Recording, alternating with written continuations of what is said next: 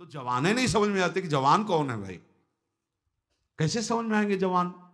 15-16 की अवस्था में, आप अभी सुने थे प्रश्न उत्तर में, एक ने कहा हमें बहुत निगेटिव विचार आते हैं। तो भैया ये तो पाप का लक्षण है। आप पाप कर्मों से अपनी वृत्ति को हटाइए, नहीं तो नकारात्मक सोच आपको नष्ट कर देगी। क्या करते हो तुम? उनका 5 बार हस्तमैथुन नियम से रोज करता हूं। अब आप विचार करो, इस विषय पर ना तो कहीं चर्चा होती है और ना कहीं कहा जाता है। छोटे छोटे बच्चे ऐसी निकृष्ट आदत को प्राप्त हो गए। अब ये जवान होंगे, अब इनमें भगवदानंद की आकांक्षा जागृत होगी, ये कहीं सतमार्ग जान पाएंगे? कदापि नहीं। जीवन ही नष्ट कर दिया। शास्त्रीय सिद्धांत है, गुरुकुलों में इसीलिए बच्चों को रखा जाता था, चाहे राजा के हो चाहे प्रजा के हो। ब्रह्म ऋषियों के शासन में 20-25 वर्ष तक ब्रह्मचारी रहे। वृत्ति निवृत्ति मार्ग पर तो वैरागी बन गए, प्रवृत्ति मार्ग पर तो गृहस्थ में गए।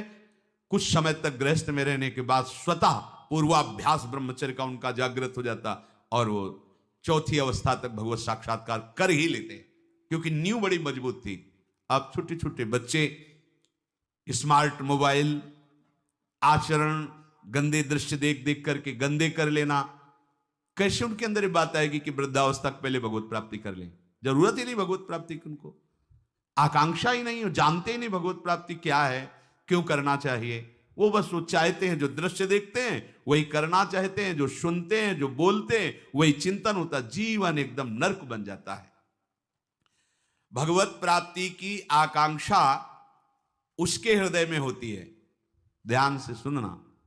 पर नारी पर पुरुष त्याग कर, सेवन करो शुद्ध गृह धर्म, निज पर धर्म नाश के साधन, करो कभी भी नहीं कुकर्म। यदि आपको इसी जन्म में उत्तम स्थिति को प्राप्त करना है तो चाहे गृहस्थ हो चाहे विरक्त हो, कभी भी ये विरक्त आश्रम वाले को माताओं बहनों की तरफ कुदृष्टि से भी नहीं देखना चाहिए। कुदृष्टि भोग भावना।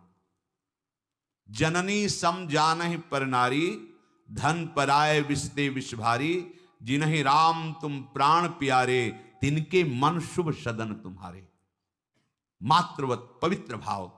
अपने को तो श्री जी की सखिया है, जैसे ललिता, विशाखा, चंपक, चित्रा, तुंग विद्या, रंग देवी, इंद्रलेखा और सखी सुदेवी, सकल यूथ हित सेवी। ऐसे ही चराचर की जितनी शरीर में भावना हम पवित्र कर पाएंगे उतने दोष